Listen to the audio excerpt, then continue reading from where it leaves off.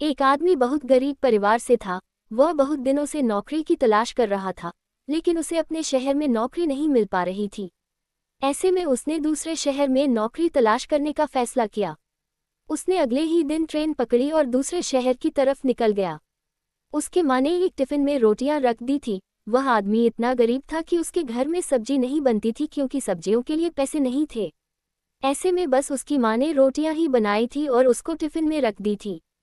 जब उसका आधा सफ़र तय हो गया तो उसे भूख लगी। उसने टिफिन निकाला और रोटियां खाने लगा।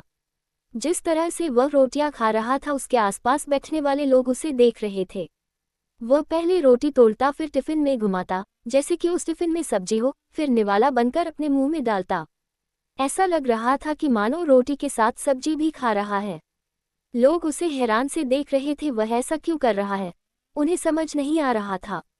एक आदमी ने उससे पूछ ही लिया कि भाई, तुम्हारे पास में केवल रोटी ही है, तो तुम रोटी को घुमाकर मुंह में क्यों डाल रहे हो?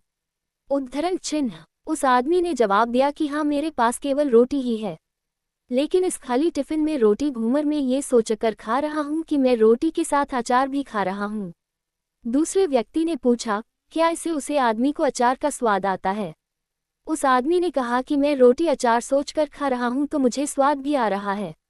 जब उसके आसपास बैठने वाले लोगों ने यह बात सुनी तो एक आदमी बोला कि अगर सोचा ही था तो आचार्य क्यों सोचा, मटर पनीर या शाही पनीर सोच लेते, इस तरह तुम उन सब्जियों का भी मजा ले पाते। तो दोस्तों, इससे हमें ये सीख मिलती है, बड़ा सोचो तभी सफलता बड़ी होगी। अगर आदमी के सपने बड़े होंगे तभी सफलता भी बड़ी होगी। इसके लिए आदमी को बड़ा सोचा होगा। जिंदगी में अगर कुछ बड़ा करना है तो आदमी को अपनी सोच बड़ी रखनी चाहिए। अगर आदमी के सपने बड़े होंगे तभी सफलता भी बड़ी मिलेगी। लेकिन शुरुआत हमेशा छोटी से ही होती है। बूंद बूंद से समंदर।